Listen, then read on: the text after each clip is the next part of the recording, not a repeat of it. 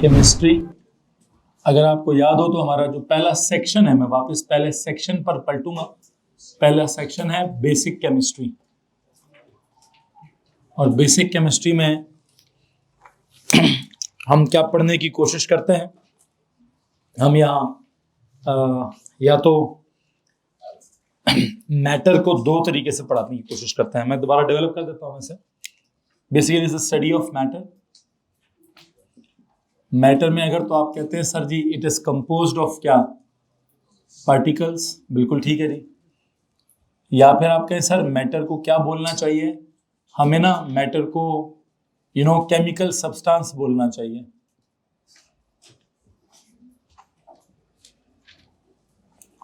अगर आप पार्टिकल्स की बात करेंगे तो कितने किस्म के पार्टिकल्स होते हैं सर जी? 3 किस्म के पार्टिकल्स होते हैं। कौन कौन से? इस नंबर 1 एटम्स, फिर number 2 ions, and number 3 molecules. इनकी अगर डिटेल के ऊपर बात की जाए तो हमने इनकी डिटेल पढ़ी हुई है। एटम की भी अच्छी खासी डिटेल पढ़ी है, आयंस की भी डिटेल पढ़ी है। ऐसे मॉलिक्यूल की हमने 100% डिटेल नहीं पढ़ी। मुझे लगता है मेरा जो टॉपिक है एटम्स के बारे में, कि एटम के अंदर जो सब एटॉमिक पार्टिकल्स हैं वो भी वैसे कितने होते हैं? वो भी 3 होते हैं। कौन कौन? Electrons, protons, neutrons. उनमें क्या सीन है? न्यूट्रॉन्स के कम ज्यादा होने से आइसोटोप्स होते हैं, प्रोटॉन्स के कम ज्यादा होने से एलिमेंट ही तब्दील हो जाता है, और इलेक्ट्रॉन्स के कम ज्यादा होने से आयंस का कॉन्सेप्ट डेवलप हो जाता है। आयंस जो है वो कितनी किस्म के होते हैं सर? वो 2 किस्म के होते हैं, या पॉजिटिवली चार्ज होते हैं या नेगेटिवली चार्ज होते हैं, या लॉस ऑफ इलेक्ट्रॉन्स वाली कहानी होती है, गेन ऑफ इलेक्ट्रॉन्स वाली कहानी होती है। जहाँ तक मॉलिक्यूल का ताल्लुक है, मॉलिक्यूल में हमें पता सर इलेक्ट्रॉन्स शेयर होते हैं। अब जो शेयर होते हैं बिटवीन द सेम एटम्स अगर हों तो वो मॉलिक्यूल ऑफ एलिमेंट होता है। अगर बिटवीन डिफरेंट एटम्स हों तो वो मॉलिक्यूल ऑफ कंपाउंड होता है। अभी जो लफ्ज़ है ना एलिमेंट और कंपाउंड, वो बेसिकली इसकी क्लासिफिकेशन है कि अगर आप माइक्रोस्कोपिकली नहीं बल्कि मैक्रोस्कोपिकली बात करेंगे मैटर के हवाले से, तो आप उसको केमिकल सब्सटेंस कहेंगे। और उसकी पहली किस्म क्या होगी? उसकी पहली किस्म जो है वो एलिमेंट्स होंगे। दूसरी किस्म क्या होगी? कंपाउंड्स होंगे। इधर वैसे तीसरी किस्म भी है, वो कौन सी है? That is mixtures. हेलो जी। तो आई थिंक मैं चाहता हूं आप जिस पेज पर मौजूद हैं, जिस भी पेज के हेडर पर मौजूद हैं, उस पेज के हेडर पर रहें। आज का लेक्चर ऐसे स्टार्ट करेंगे जी। हम इसमें से सोचेंगे अभी कि हमने अगला टॉपिक क्या डेवलप करना है और क्या नहीं करना। मुझसे अगर कोई पूछे एटम्स के बारे में तो मैं कहूंगा बेटा मैं पूरा कर चुका हूं, एटम्स के बारे में सारी बात पूरी कर चुका हूं, आयंस की भी सारी बात कर चुका हूं। या तो मेरा कुछ रहता है तो मॉलिक्यूल्स के बारे में रहता है। मॉलिक्यूल्स की एक हल्की फुल्की अंडरस्टैंडिंग हमें है कि जो नॉन मेटालिक, बल्कि एक सेकेंड इससे पहले कि मॉलिक्यूल पे आऊं, मुझे बताएं एलिमेंट्स के बारे में क्या ख्याल है आपका? मुझे लगता है मैं एलिमेंट्स के बारे में भी जो पीरियोडिक टेबल था पूरे का पूरा पीरियोडिक टेबल डिस्कस कर लिया हमने। कैसे डिस्कस कर लिया है? इसे जब आप लेफ्ट से राइट की तरफ जाते हैं तो पहले क्या था? सोडियम, मैग्नीशियम, एल्यूमिनियम, सिलिकॉन, फिर फॉस्फोरस, सल्फर, क्लोरीन और आर्गॉन। हमें मालूम है कि आर्गॉन क्या है। उससे पीछे जो ये क्लोरीन है नॉन मेटल है, उससे पीछे सल्फर नॉन मेटल है, फॉस्फोरस नॉन मेटल है, और उससे पीछे सिलिकॉन भी क्या है? वो भी नॉन मेटल ही है। जो पहले 3 है वो क्या है? अब वो एग्जिस्ट कैसे कैसे करते हैं इसके बारे में हमें थोड़ी सी परेशानी है, हमें थोड़ी सी कंफ्यूजन है इस बारे में कि मेटल्स कैसे एग्जिस्ट करते हैं, नॉन मेटल्स कैसे एग्जिस्ट करते हैं, और नोबल गैस कैसे एग्जिस्ट करती है। शायद मैंने आपको एक पेज दिया हुआ था जहां कुछ ना कुछ लिखा होगा कि मेटल्स कैसे एग्जिस्ट करते हैं, नॉन मेटल्स कैसे एग्जिस्ट करते हैं, और उस पेज को अगर दिखा दीजिए, मैं देखना चाहता हूं मैंने वहां कितनी डिटेल में अब सारी बात की हुई है।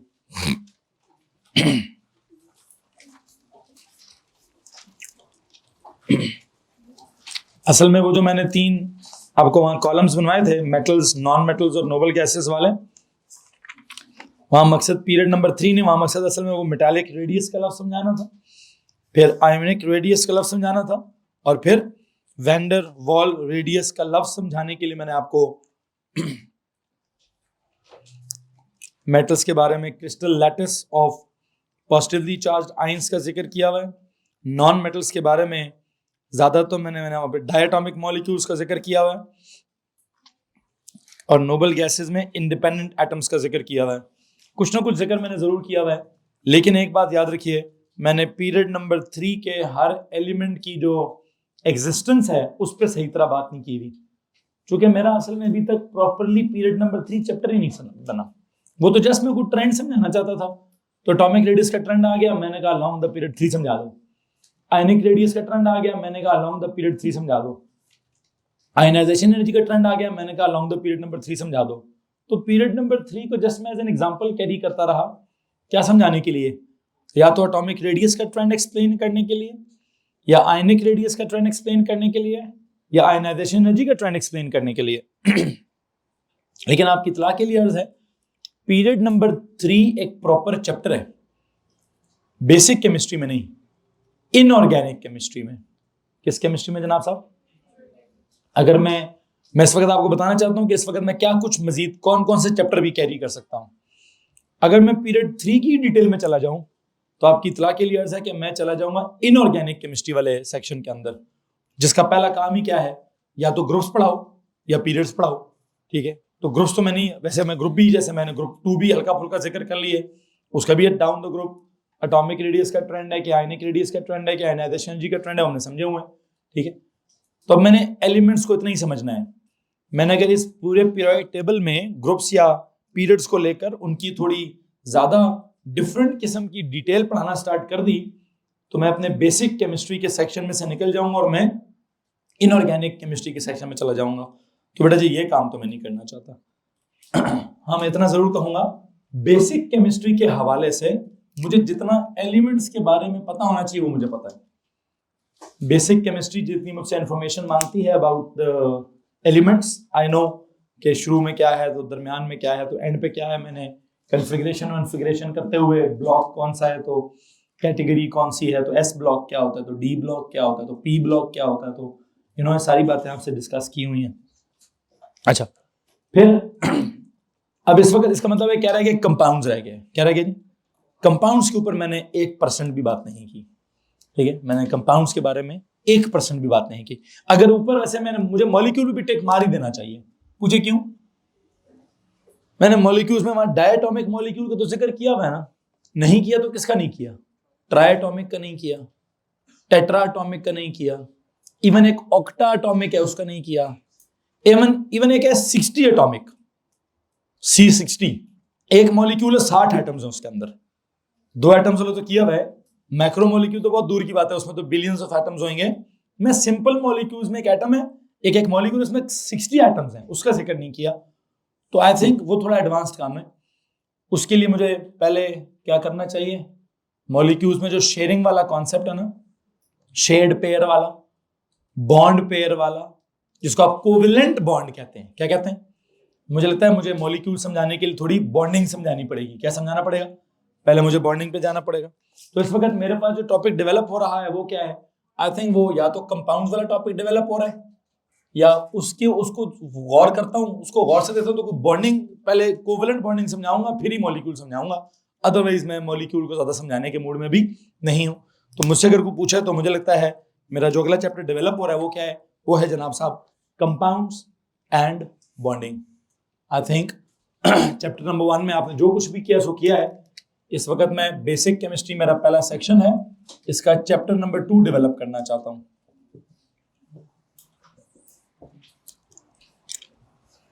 चैप्टर नंबर 2 में क्या करूं जी? ठीक है जी, कंपाउंड समझने हैं एंड बॉन्डिंग समझनी है। लेकिन एक मसला हो गया है, मैंने जो चैप्टर डेवलप किया है इसने तो मेरे स्पेसिफिकेशंस का सीक्वेंस का ही बेड़ा गर्क कर देना है। मेरी स्पेसिफिकेशंस का तो ये सीक्वेंस नहीं है, मेरी स्पेसिफिकेशन में तो ये 3rd चैप्टर है। अच्छा, स्पेसिफिकेशंस का दूसरा चैप्टर कौन सा है फिर? अगर आप दूसरे चैप्टर पे गौर करेंगे तो मैं दूसरे चैप्टर का 2.1 समझा चुका हूं। अगर किसी के पास स्पेसिफिकेशन है तो आप उसको अगर खोलेंगे तो मैं 2.1 समझा चुका हूं भाई। 2.1 पे देखिए क्या लिखा हुआ है, define the unified atomic mass as 1/12 of the mass of a carbon 12 atom. You remember that? मैं आपको रिलेटिव एटॉमिक मास और पता नहीं एवरेज एटॉमिक मास और पता नहीं कुछ समझा रहा था, वहां जाके मैंने बात समझी। Define relative atomic mass, define relative isotopic mass, पढ़ाया मैंने ये। रिलेटिव मॉलिक्यूलर मास नहीं पढ़ाया अभी, शायद लिखवाया होगा, लेकिन वो हाँ चलो लिखवाया होगा। इसका मतलब 2.1 वाला काम मैंने किया हुआ है। वो कहता है भाई अगर तुमने रिलेटिव मास वाली बात समझ ली है, एमआर तुम्हें पता है कैसे निकालना है, किसी का भी एलिमेंट का पता है, पीरियोडिक टेबल से आएगा, कंपाउंड का, मॉलिक्यूल का तुम निकाल लेते हो आराम से, तो वो तो कहता है भाई फिर अगले किस चैप्टर में जाओ, वो तो कहता है मोल्स वाले चैप्टर में जाओ। अच्छा, वो तो कहता है अगला चैप्टर तुम्हारा मोल एंड एवोगैड्रोस कांस्टेंट होना चाहिए। एतराज मुझे उससे भी नहीं है, गलत नहीं कर रहा। ओ लेवल में अगर मोल्स को सबसे पहले पढ़ाया जाए उससे मुझे बहुत बड़ा एतराज है कि ओ लेवल में बच्चा बहुत छोटा है, उसको मोल्स एंड पर ही पढ़ाना चाहिए जब तक वो अच्छा खासा मैच्योर ना हो जाए। लेकिन ए लेवल्स की स्पेसिफिकेशन ने इन्होंने मोल्स को पहले या दूसरे चैप्टर पे जगह दे दी है, और क्यों दी है, क्या दिया है, मैं खिलाफ नहीं हूं उसके, और बल्कि मैं इसके हिसाब से चलूंगा। मैं इसके हिसाब से चलूंगा भी कैसे? 2 लेक्चर्स चलेंगे केमिस्ट्री के। हाँ जी, पहुंच गए होंगे आप मेरी बात तक, हैं जी। एक लेक्चर आप मेरे साथ लेंगे जिसमें मैं आपको कंपाउंड्स एंड बॉन्डिंग्स पढ़ाऊंगा। एक लेक्चर आप मेरा यूट्यूब के ऊपर वीडियो रिकॉर्डेड लेक्चर कैरी करेंगे। असल में ना 2 बातें, उसकी वजह एक और भी है। It's not just the specifications, of course पहली प्रायोरिटी द स्पेसिफिकेशन की वजह से ही है। दूसरी वो जो उन्होंने कहा है कि प्रैक्टिकल्स में आपके प्रैक्टिकल स्टार्ट हो चुके हैं और सीधे सीधे वो टाइट्रेशन कराते हैं, और टाइट्रेशन में सीधे सीधे नीचे सवालों की तरफ आओ ना, वो मोल्स के सवाल होते हैं। मतलब वहां यूनिटरी लगाना होता है कि इसमें इतने, तो उसमें उतने, इसमें तो इसमें उतने। अच्छा, तो प्रैक्टिकल के लिए और इसकी क्या कहते हैं, इस सीक्वेंस को फॉलो करने के लिए आई थिंक क्या करना चाहिए, हमें मोल्स को भी कैरी करना चाहिए। तो चैप्टर नंबर 2 जो है वो किस चीज का है, वो तो जनाब साहब इसको मैं चैप्टर नंबर 2 तो फिर नहीं कहूंगा। फिर आप चैप्टर नंबर 2 किधर लिखेंगे? नहीं, अलग से कॉपी क्यों लिखेंगे, यही कॉपी लेंगे भाई। इस कॉपी के साथ एक काम करेंगे, ऐसे जा रही है, ऐसे जा रही है, आखिरी पेज पे जाओ, उल्टा करो। हाँ, प्रैक्टिकल चल रहा तो उधर ही लिखो, प्रैक्टिकल की लिखवा रहा हूं, ऐसे चलो अभी आखिरी पेज पे जाओ और वहां जाके उसको उल्टा करें तो अंग्रेजी पे दोबारा रजिस्टर स्टार्ट हो जाएगा।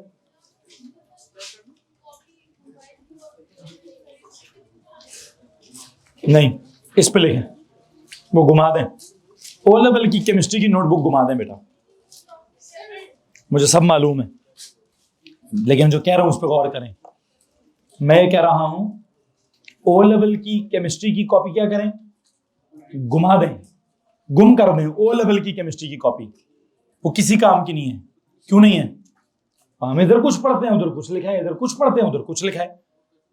हाँ, वो कजन्स को दे दें, वो किसी को भी देने को यार, और दीजिएगा भी मुफ्त, क्योंकि गलत नॉलेज है वो।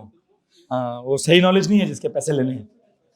बहरहाल जो भी है, ये जो केमिस्ट्री अभी हमारी डेवलप होगी इस कॉपी के ऊपर, ये एक एडवांस्ड केमिस्ट्री है।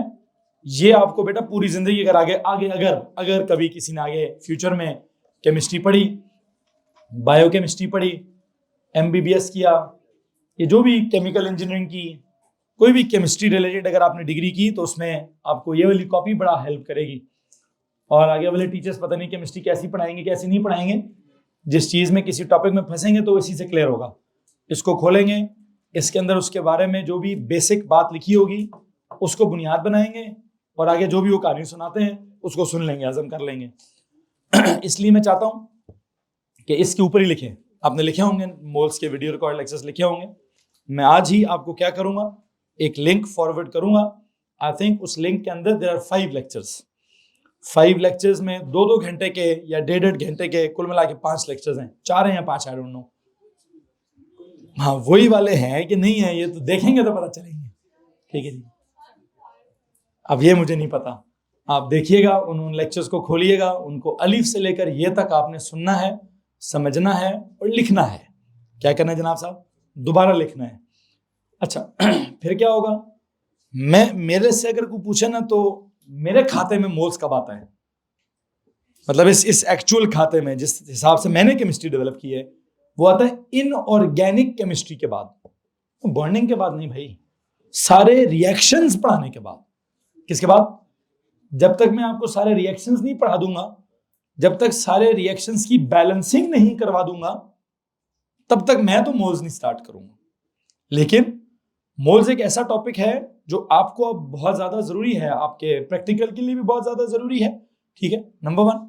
एंड नंबर 2, उस टॉपिक को अगर 2 दफा पढ़ लिए ज्यादा अच्छी बात है।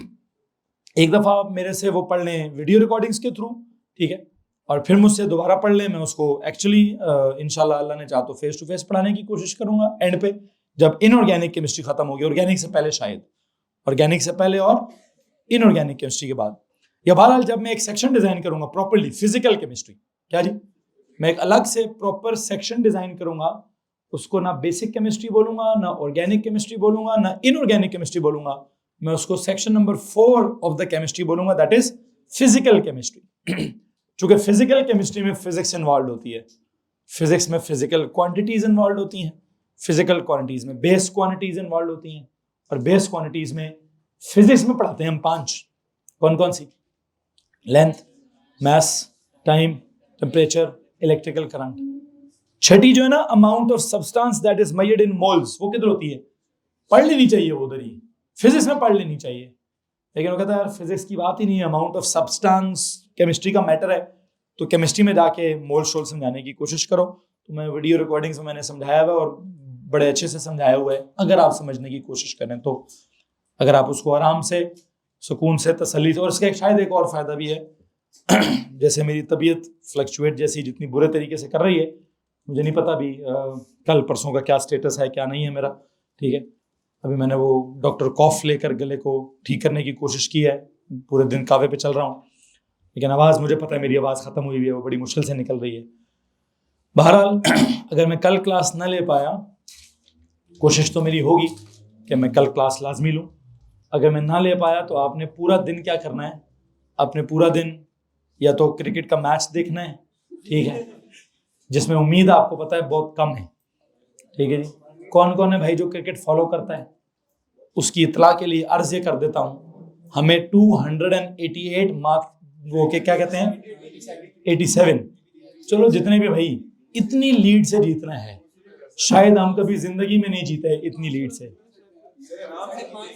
हाँ जी, आराम से जीतेंगे। अच्छा चलो ठीक है, फिर मैच देख लीजिएगा, ठीक है। हाँ अगर हमने 300 रन तो जो इक्वेशन कल के मैच की सेट हुई हुई है, वो आपको पता है वो एक नामुमकिन इम्पॉसिबल सिचुएशन सेट हुई हुई है, ठीक है। उसकी क्या है? चलें ठीक है, मैथ्स को भी बीच में ले आते हैं।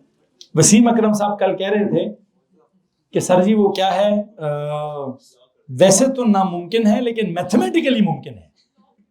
तो मैथमेटिकली वो मुमकिन है भाई कि इतने में ये हो गया, उतने में वो हो गया, ठीक है। उन्होंने अगर 150 रन का टारगेट दिया तो आपने 12 गेंदों में मैच खत्म करना है। 12 गेंदों में 12 छक्के भी मारोगे ना तो 150 रन नहीं पूरे होते भाई, ठीक है। बहरहाल लेकिन हम पाकिस्तानी, हम फिर भी कोई उम्मीद लगा के बैठेंगे, ठीक है। अल्लाह हमारे साथ है, हाँ बिल्कुल जी ऐसे ही है। अल्लाह कहता है मैं उसके साथ हूँ जो कोशिश करता है। अल्लाह हर किसी के साथ है, ये हमने अपना फजूल फार्मूला निकाला हुआ है कि अल्लाह सिर्फ मुसलमानों के साथ है, अल्लाह असूल वालों के साथ है, जो असूलों पे चलते हैं। हम मुसलमान किसी असूल पे नहीं चलते, ठीक है। तो जब हम किसी असूल पे नहीं चलते हैं तो मेरे मुताबिक तो अल्लाह हमारे साथ नहीं होगा। अल्लाह कुदरत को कहते हैं, कुदरत किसकी तरफ होती है? कुदरत किसकी तरफ होती है? जो मेहनत करता है, जो अपनी अपनी राइट पर होता है, उसके ऊपर उसके पीछे होती है कुदरत। कुदरत अगर हमारे साथ होती तो फलस्तीन में हम मार खा रहे होते हैं जी। अल्लाह हमारे साथ होता तो हमें इस वक्त फलस्तीन में इतना बुरे हालात होते, है जी, कश्मीर में इतने बुरे हालात होते हैं। अगर अल्लाह मुसलमानों की साइड पर होता है तो आपको लगता है अल्लाह इतना कमजोर है? अल्लाह जिसकी साइड पर होता है भाई, वो पूरी जमीन क्या पूरे आसमान पे वो हुक्मरानी करते हैं। अल्लाह जिसकी साइड पर हो जाए, ठीक है। तो अल्लाह ने कभी भी नहीं कहा, अल्लाह ने हाँ ये कहा है तुम मुसलमान हो जाओ तो मैं तुम्हारी साइड पर हूँ। हम मुसलमान नहीं, हम नाम के मुसलमान हैं। किसके मुसलमान है भाई? नाम के मुसलमान हैं। खैर बहरहाल नाम के मुसलमान होने में और असली मुसलमान होने में, ठीक है, बड़ा फर्क है। हम असल में नस्ली मुसलमान हैं। हाँ, लफ्ज़ बड़ा मजे का है, असली मुसलमान, नस्ली मुसलमान। हम नस्ल से मुसलमान हैं, असल में मुसलमान हम मुश्किल से हैं। तो अल्लाह कह रहे हैं कि हम असली मुसलमान हो जाएं, फिर मसला कोई नहीं। बहरहाल फिर जब हम असली मुसलमान हो जाएंगे ना, फिर हमारे लिए क्रिकेट इतना मैटर भी नहीं करेगी। फिर हम क्रिकेट नहीं खेलेंगे। हम कहेंगे हाँ बस खेलने के लिए थोड़ी थोड़ी क्या कहते हैं, अपने आप को हल्का से रिफ्रेश करने के लिए क्रिकेट प्रायोरिटी हो जाएगी। अदरवाइज क्रिकेट प्रायोरिटी नहीं होगी, वो बस एक खेल होगा। प्रायोरिटी ज़िंदगी, इंसानों की ज़िंदगी, ज़मीन पे सारे इंसानों की ज़िंदगी हमारी प्रायोरिटी होगी। अपनी तो होगी, सारे इंसान हमारी प्रायोरिटी होंगे, सारे हैवान भी हमारी प्रायोरिटी होंगे। ये ज़मीन की सोसाइटी हमारी प्रायोरिटी होगी, ज़मीन का कल्चर हमारी प्रायोरिटी होगी, ज़मीन पे कैसे रहना है हमने और औरों ने, ये हमारी प्रायोरिटी होगी। हमें अपने रहने का नहीं पता और कैसे रहेंगे, ये बात की बात है। लेकिन ये बात ना छेड़ा करे, मेरा दिमाग का कोई और सुर छिड़ जाता है इस बात पे, ठीक है। कल मैंने कुछ भेजा था, सुना है? किसने सुना है?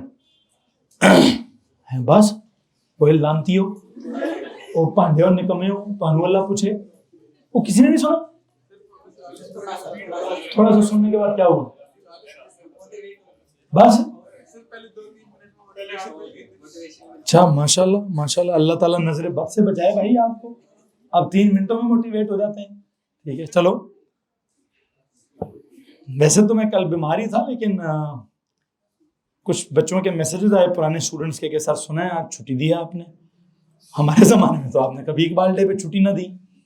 तो मैंने कहा मैं बीमार हूँ बेटा, इस तरह से छुट्टी दी है। तो उन्होंने कहा वो हमें पता नहीं चला, ठीक है, क्योंकि मेरा फ़लसफ़ा कभी भी इकबाल डे के साथ छुट्टी वाला तो बिल्कुल भी नहीं है। तो किसी बच्चे ने ना, कोई आज से कोई 2000 आई थिंक, कोई ये बड़ा खूब पुराना, उस ज़माने में मेरे वीडियोस तो नहीं बन रही होती थी क्लास में, लेकिन समटाइम्स ना एक 2 पर्टिकुलर बैचेस ऐसे थे, उनको मैं जब भी डांटता था या बहुत ज़्यादा समटाइम डांटता था, तो वो ना मेरा वो ऑडियो रिकॉर्ड करना स्टार्ट कर देते थे, ठीक है।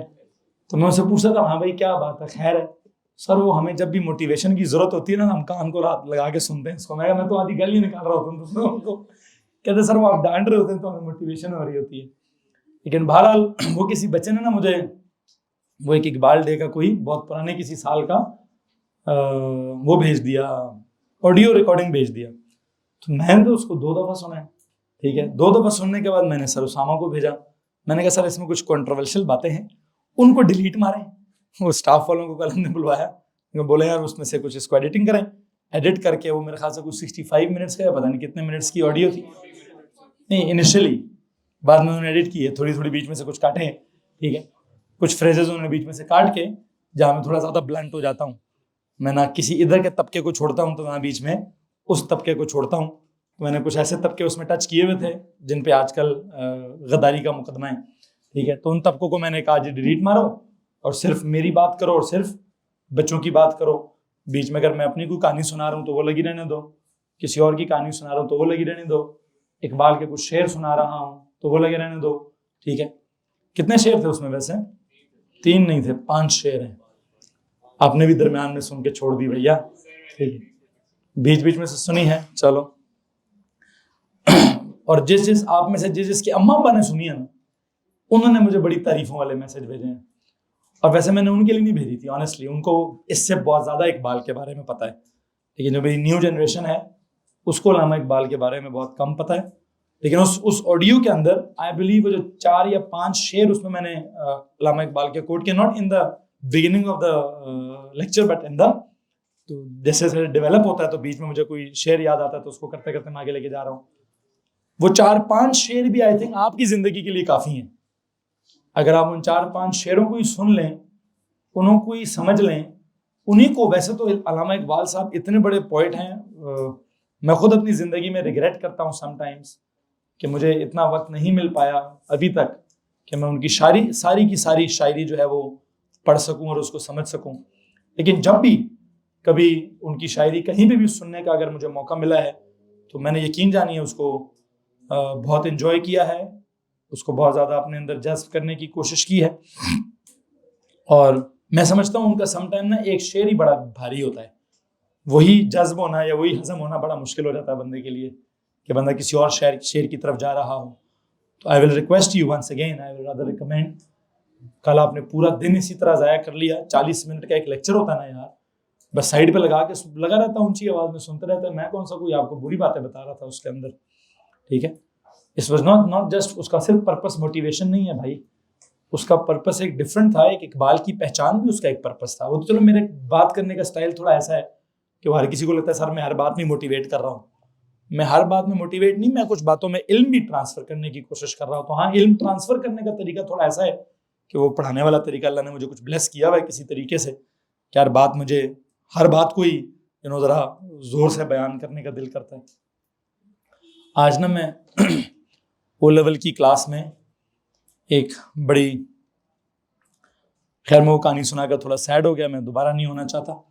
मुझे जब मैं क्लास ख़त्म करने लगूंगा तब मुझे याद करा दीजिएगा, तब शायद फिजिक्स वाले भी होंगे, तो मैं एक आपको कहानी सुनाने की कोशिश, मैं यहीं पे पोस्टपोन करता हूँ इस बात को, किस बात को, कि जो आपने मेरा ऑडियो रिकॉर्डेड लेक्चर नहीं सुना और आपने ये सोचा होगा नहीं सबने पूरा, तो मैंने हाथ खड़ा करवाया, 5 लोगों ने हाथ खड़ा किया, ठीक है, कितना सुने, पूरा नहीं सुना ना, 5 मिनट इज़ नॉट इनफ। उसके 40वें मिनट में पता नहीं कितनी ज़रूरी बात होगी, उसके 39वें मिनट में पता नहीं मैं क्या कह रहा हूँ, ठीक है। तो इसलिए उसको पूरा सुनना जो है बड़ा ज़रूरी है। बहरहाल जो मैं बात सुनाना चाहता हूँ, बताना चाहता हूँ, जो आपने नहीं सुना और मैंने या मेरे किसी दोस्त ने कभी कुछ नहीं सुना था, मैं इधर की एक कहानी है, मेरी ज़िंदगी का एक असल वाक़या है। मैं इस असल वाक़े को कहीं ना कहीं क्लास के एंड पे, आज ओ लेवल की क्लास में भी उसको रिलेट किया, आज आपकी क्लास में भी रिलेट कर लूँगा, लेकिन एंड पर, क्योंकि उसके बाद मेरी तबीयत उस वक्त ज़रा ज़्यादा अंदर से बना इमोशनली थोड़ा सा डाउन फील करता, तो फिजिक्स भी ख़राब हो जाती है। अदरवाइज़ मैं आज काफ़ी इम्प्रूव्ड वर्जन में एकेडमी आया था कि मैं आज इम्प्रूव कर चुका हूँ। 5वां दिन है मेरा एंटीबायोटिक्स का, तो 5 दिन बाद तो बंदे को वैसे ही ठीक होना चाहिए, लेकिन पता नहीं क्या कुछ 2 नंबर दवाइयाँ पाकिस्तान के अंदर, ठीक है। आज मुझे वाकई एहसास हो रहा है कि मैंने इस दफ़ा जो एंटीबायोटिक्स ली हैं वो किसी 2 नंबर फार्मेसी से आई हैं, ठीक है, क्योंकि 5 डोजेज़ एजोमैक्स की 5 डोजेज़ होना और एंटी एलर्जिक सुबह भी लो रात भी लो, ठीक है। पैराडोल, हाँ पैराडोल मैंने इंटरनेशनल खाई है जी, कौन सी पता नहीं, वो कोई बाहर मुल्क की थी, वो बुखार उसने मेरा बड़ा कंट्रोल किया है। एजोमैक्स और फिक्सेड पाकिस्तानी खाई है, पता नहीं अभी तक उसने असर ही नहीं किया। खैर क्या करेंगे, वापस अपने टॉपिक पर आता हूँ, क्या करना है। मोल्स की आपसे बात कर रहा था, सुने प्लीज, बातें बंद करेंगे। मोल्स के साथ क्या कहा मैंने आपको कि हम 2 लेक्चर्स लेके चलेंगे, वो मैच वाली बात आ गई थी एकदम से कल। कोई इतनी ज़्यादा मुझे उम्मीद नहीं है, आपको भी उम्मीद रखने की ज़रूरत नहीं है, दिल टूटेगा तो जब वो दिल टूट्स होता ना तो बंदा किसी काम का नहीं होता। कल के मैच के एंड पर आपका दिल टूट्स होगा, ठीक है, तो पहले से रेडी रहिएगा, उसको थाम के पकड़िएगा, ठीक है जी वो उसको पहले से तोड़ के रखें, ठीक है, हाँ उसको पहले से तोड़ के मैच देखिएगा, ठीक है। और बहुत बेहतर होगा कि आप कल मैच जो है वो एंड पे देखिएगा, झलकियाँ देख लीजिएगा, ठीक है। पूरा मैच देखेंगे तो हर लम्हे, ठीक है, कोई पहले ओवर में फ़खर आउट हो गया है, दूसरे में, ठीक है, तो आपने ओ भाई प्रोबेबिलिटी बहुत ज़्यादा है इस फिनोमेना की, ये पूरी अपने ना पूरी हिस्ट्री में एक दफ़ा चलते हैं ये, ठीक है, ये अपने पूरे कैरियर में 1-2 दफ़ा ही चलते हैं, और वो भी खैर बहरहाल। मैं तो उस दिन जिस दिन फ़खर साहब वाला मैच था, मैं दुआएं कर रहा था, अल्लाह बारिश पकी हो जाए, अल्लाह बारिश, क्योंकि एक आउट हो जाता ना तो नीचे सारों ने 400 तक इनके बड़े बुजुर्ग भी कभी नहीं पहुंचे। हाँ वो 3 मैचेस का उनका स्कोर था, लेकिन बहरहाल जो भी है, अभी मैं ज़्यादा बुरी बात नहीं करना चाहता, लेकिन मैच होगा उसको मैच की तरह देखिएगा, थोड़ा वक्त गुजारिएगा उस पर। बताना बस ये चाहता हूँ, ज़्यादा वक्त किस पे गुजारना है, ज़्यादा वक्त ज़रा मोल्स के जो लेक्चर्स हैं, अगर आप कल नहीं गुजारना चाहते, अगर आप कल पूरा दिन मैच देखना चाहते हैं तो बेटा फिर अगले दिन क्या कर लीजिएगा, फिर संडे को संडे की तरह मत गुजारिएगा, फिर संडे को एटलीस्ट उसके साथ गुजार लीजिएगा जो 5 वीडियो रिकॉर्डेड लेक्चर्स हैं, और वो सिर्फ सुनने नहीं है, और उसके 3rd मिनट पे बोर भी नहीं होना बेटा, वो बड़ी ज़रूरी बात है आपके लिए, ठीक है। वैसे तो जो मैंने कल भेजी है वो भी इतनी ज़रूरी बात है कि काश कि आप उसको पूरा सुन लेते और समझ लेते कि मैं क्या समझा रहा हूँ, इल्म की बात थी वो, हाँ अनफॉर्चुनेटली साइंस का बच्चा होता है वो लिटरेचर कहता है यार खड़े में ही जाए। मुझसे अगर कभी जिंदगी में कोई पूछेगा ना कि मैं at this stage of my life मैं सबसे ज्यादा क्या चीज मिस करता हूँ, तो आई मिस लिटरेचर। ठीक है, फिजिक्स केमिस्ट्री पढ़ पढ़ के बंदा ना बड़ा रोबोटिक्स हो जाता है, मतलब बिल्कुल ही 2+2=4 ही होता है उसके पास। इमोशंस नहीं आते फिजिक्स केमिस्ट्री के साथ। ये लिटरेचर ऐसी चीज होती है उसके अंदर जज्बात और उसके अंदर ना बहुत कुछ आपकी रूह जुड़ी होती है, वो असल में आपकी अपनी जात के साथ रिलेटेड लगता है। फिजिक्स केमिस्ट्री में कितनी एक फिजिक्स अपने साथ जोड़ लेंगे आपके, मैं भाग रहा हूँ तो मेरा डिस्प्लेसमेंट हो रहा है, ठीक है, मेरी इतनी स्पीड है तो मेरी इतनी वेलोसिटी है तो मेरा इतना फोर्स है तो इतना वेट है। एक वक्त आता है अपने ऊपर फिजिक्स खत्म हो जाती है, नहीं लगती फिर। ठीक है, हाँ बायोलॉजी अपने ऊपर ही लगी रहती है बंदे के साथ। ठीक है, सो कहने का मतलब ये है कि अगर कभी मुझे कभी भी मौका मिले, अभी भी अगर कभी भी मौका मिले लिटरेचर पढ़ने का, तो मैं ऑफ कोर्स एक कुरानिक लिटरेचर हर वक्त बार बार पढ़ने की कोशिश करूंगा। इस्लामिक लिटरेचर में मैं सीरतुन नबी पढ़ने की कोशिश करूंगा। ये शायरी वाले लिटरेचर में मैं सिर्फ अल्लामा इकबाल को पढ़ने की कोशिश करूंगा। मुझे पिछले दिनों कोई गिफ्ट दे गया मिर्जा गालिब की किताब, उधर की उधर पड़ी हुई है, एक खोला बीच में शेर पड़ा, मुझे समझ नहीं आया। ठीक है समझ नहीं आया तो याद तो बहुत दूर की बात है। गालिब की शायरी का मकसद भी वैसे कुछ और है। उसकी शायरी का मकसद जो है वो इसको कहता है, चलो मैं डिस्क्राइब कर देता हूँ बेटा, मेरे पास सारे वर्ड्स हैं to describe everything but in a थोड़ा डिसेंट वे। ठीक है, that way is Allama Iqbal की शायरी का मरकज है हकीकी इश्क। अगर आपने इश्क की बात करनी ही है तो कर देते हैं भाई। ठीक है, ठीक है, वो क्या कहते हैं, दयारे इश्क में अपना मुकाम पैदा कर, नई सुबह नई शाम पैदा कर। कि अल्लाह ने तुझे क्रिएट किया है, तुझे क्रिएट करने के बाद तुझे क्रिएशन करने की ताकत भी दी है। कर पैदा अगर तू कुछ कर सकता है तो। ठीक है, नई सुबह नए शाम पैदा कर, नई दुनिया पैदा कर सकता है तू। अल्लाह ने तुझे इतनी ताकत दी है, दयारे इश्क में अपना मुकाम पैदा कर। यार क्या कमाल का शेर नहीं है वैसे, खुदा दी कसम है जी। दयारे इश्क कुछ समझा सकता है? मैंने कल वैसे अगर किसी ने पूरा ऑडियो सुना है, एनीवन प्लीज, वहां पे शेर था शायद ये वाला, दयारे इश्क वाला। किसी को पता है दयारे इश्क का मीनिंग क्या होता है? एनीवन? दयारे इश्क है जी, दयारे इश्क में अपना मुकाम पैदा कर, नई सुबह नई शाम पैदा कर। पूरी कायनात को दयारे इश्क कहते हैं। ठीक है, जो कुछ खुदा ने पैदा किया है, खुदा की हर पैदाइश को इश्क कहते हैं। खुदा का जो सब कुछ पैदा किया है ना, वो उसके खुदा के फलसफे को इश्क कहते हैं। ठीक है, खुदा ने इश्क से पैदा किया है सब कुछ। ठीक है, तो उस पूरी कायनात को अल्लामा इकबाल ने दयारे इश्क कहा है कि दयारे इश्क में अपना मुकाम पैदा कर, अपनी वैल्यू पैदा कर, अपनी वैल्यू बना यहाँ पे कुछ। कैसे? घर बैठ के नहीं, क्या करके? नई सुबह नए शाम पैदा कर। तो एक फ्रेज है उर्दू की, नई सुबह नई शाम। नई सुबह नई शाम क्या होती है? न्यू मॉर्निंग्स, लाइक वो तो एक तो खुद ब खुद सुबह शाम हो रही है, तो कोई नई दुनिया ना, एक दुनिया का अपना एक निज़ाम है जी। सूरज आ रहा है जा रहा है, जमीन आ रही है जा रही है, पता नहीं सुबह हो रही है शाम हो रही है। तो वो पता क्या कह रहे हैं, वो इतनी बड़ी साइंटिफिक बात कर रहे हैं कि भाईजान अल्लाह ने तुझे क्रिएट किया एक सिफ्त के साथ। किस सिफ्त के साथ? हाथ दिए हैं तुझे, दिमाग दिए तुझे, सोच दिए तुझे, रिसोर्सेज दिए तुझे, बहुत सारी चीज़ों पे कंट्रोल दिया तुझे, कर इस्तेमाल इन सारों को। तो कोई नई चीज़ पैदा कर। जो नई चीज़ तूने पैदा करनी है ना, कहना चाह रहे हैं साइंसदान बनने की कोशिश कर। शायरी में उन्होंने कहा है साइंस पैदा कर। जो कोई नई चीज़ पैदा करेगा तो साइंसदान ही नई चीज़ पैदा कर सकता है। मैं और आप बातें करके तो कुछ भी नया नहीं पैदा कर सकते हैं। ठीक है, तो अल्लामा इकबाल भी क्या कहते हैं वैसे, फिजिक्स केमिस्ट्री पढ़ने का वो भी कह रहे हैं कि नई सुबह नई शाम फिजिक्स केमिस्ट्री से पैदा होगी। और बस घर बैठ के फिल्म ड्रामे देखने से या क्रिकेट का मैच देखने से तो कोई ना सुबह पैदा होगी नहीं और न नई शाम पैदा होगी। ठीक है, बहरहाल तो जो इश्क की बात थी, एक होता है क्या होता है मजाजी इश्क, और एक होता है हकीकी इश्क। ये जो हमें आपकी उम्र में होता है वो मजाजी होता है। ठीक है, और जो मेरी उम्र में अगर हो जाए तो कभी कभार मजाजी भी होता है, लेकिन हाँ अदरवाइज आफ्टर 40 हकीकी ही होता है। ठीक है, हाँ मैं इसीलिए मैंने कहा ना मेरी उम्र में भी मजाजी भी होने के चांसेस हैं। ठीक है, हो चुका है, नहीं एक दफ़ा नहीं, अल्लाह ने 4 दफ़ा इजाज़त दी है। ठीक है, लेकिन बहरहाल अल्लाह ने 4 दफ़ा दी है। जिस सोसाइटी में रहता हूँ यहाँ मुश्किल है। ठीक है, पहले बेगम ने अभी तक किसी और को सही तरह देखने की इजाज़त भी नहीं दी है। ठीक है, ठीक है, कोई बात नहीं, अल्लाह खैर करेगा। इजाज़त मांग लूँगा उनसे मैं। अच्छा नहीं, खैर अल्लाह करेगा, कोई रास्ता नहीं, उनसे इजाज़त नहीं, खुदा से इजाज़त, खुदा ने तो दी थी इजाज़त। क्या मैं किसी के बाप से भी नहीं डरता। ठीक है,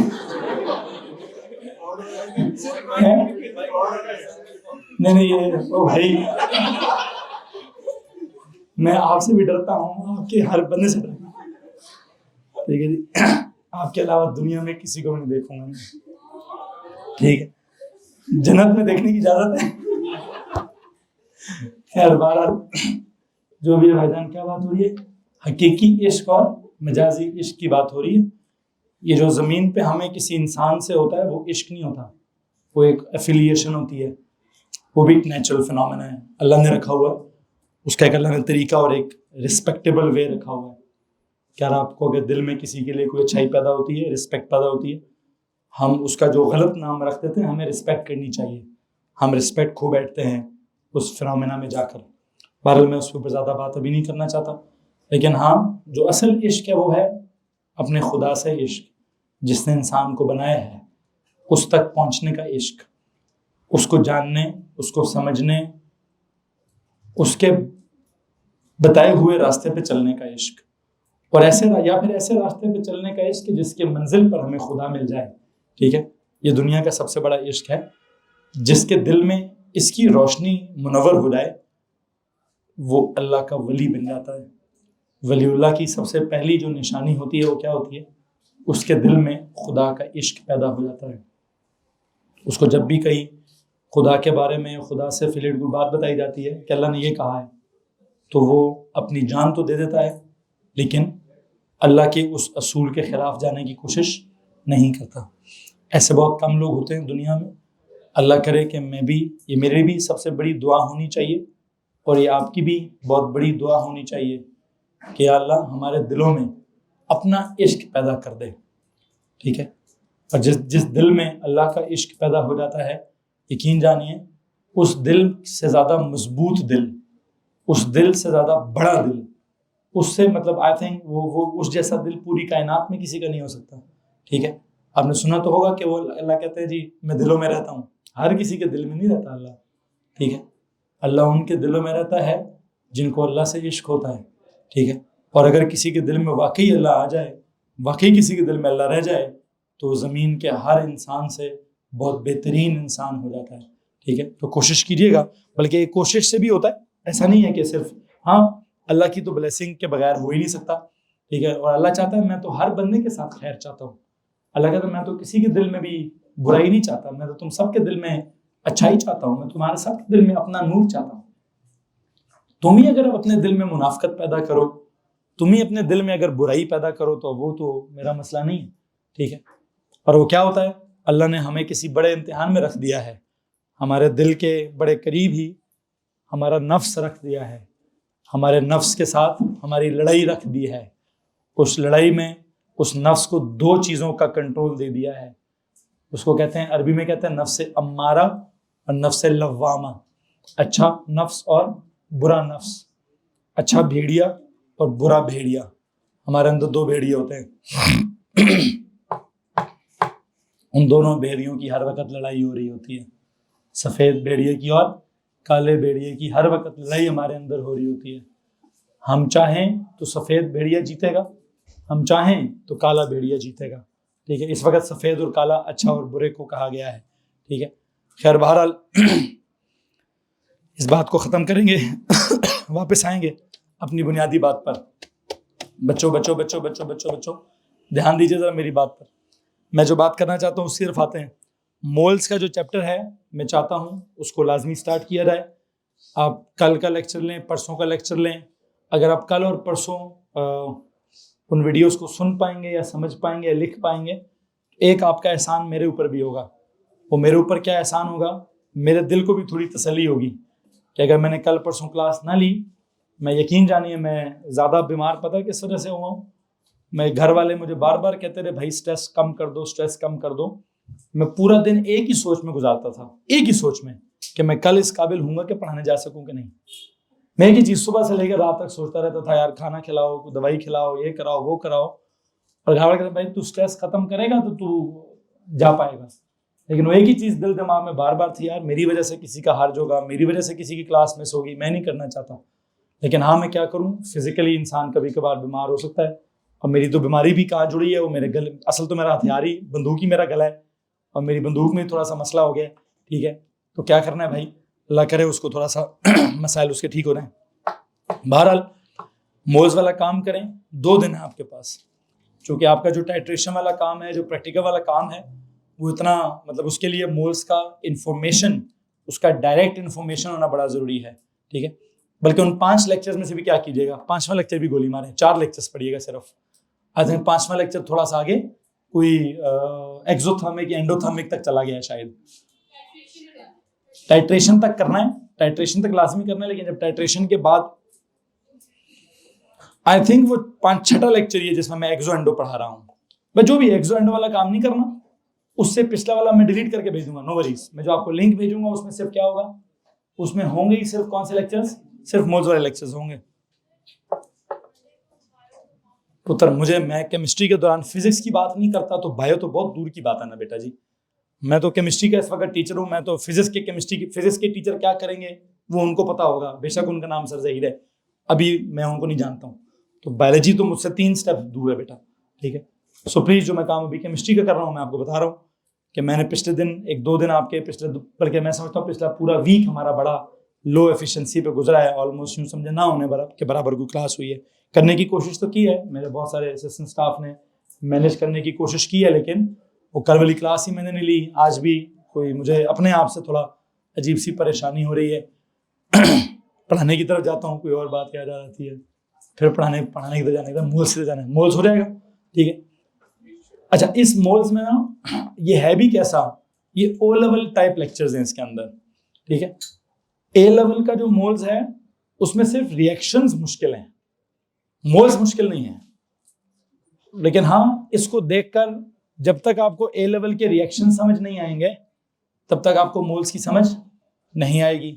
तो क्या करना पड़ेगा हमें मुझसे अगर मोल्स फिजिकली इस क्लास के अंदर पढ़ने हैं, उसका मैं डिसीजन दे चुका हूं।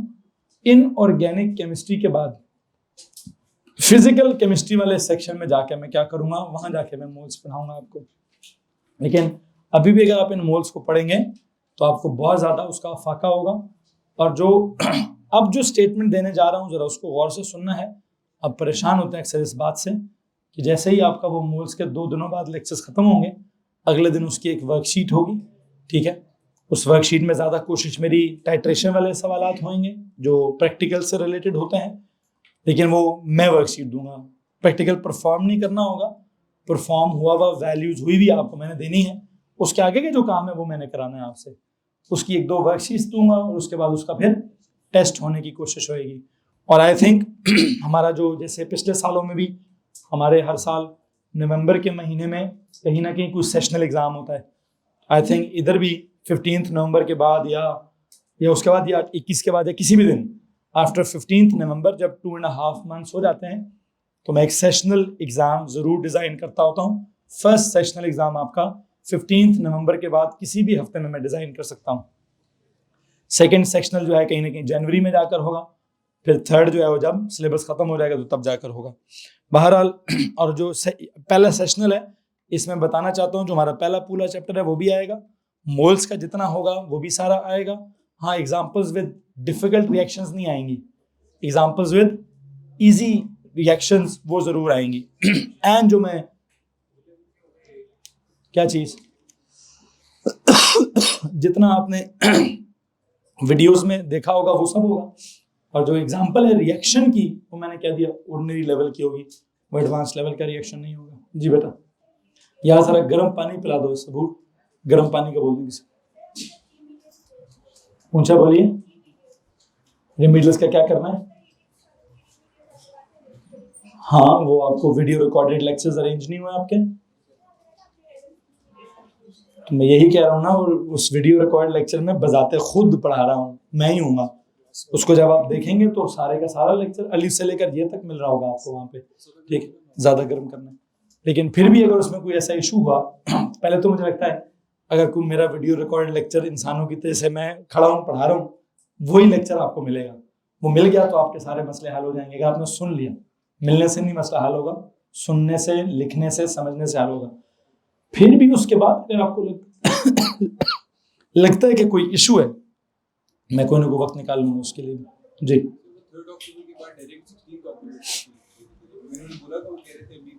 बीच में शायद मैंने कोई वर्कशीट पढ़ाई होगी, आप उनसे बात करेंगे, सब उनको पता है। ठीक है, देख लीजिएगा क्या सीन है क्या नहीं है। ठीक है, बहरहाल अभी क्या करते हैं जनाब, अभी मैं जाना चाहता हूँ, चैप्टर 2 भी हो गया मेरी तरफ से, वो वीडियोस के थ्रू हो जाएगा। चैप्टर नंबर 3 पे जाते हैं। चैप्टर नंबर 3 में मैं आपको बता चुका हूँ कि मैंने क्या कराना है। मैंने आपको कंपाउंड्स एंड बॉन्डिंग करवानी है। क्या कराना है जनाब? कंपाउंड्स एंड बॉन्डिंग करवानी है। आई थिंक हमारा टाइम बहुत आगे की तरफ निकल चुका है। मैं अब इसका जो रिटन मटेरियल है वो अगले ही किसी लेक्चर में करवाऊंगा।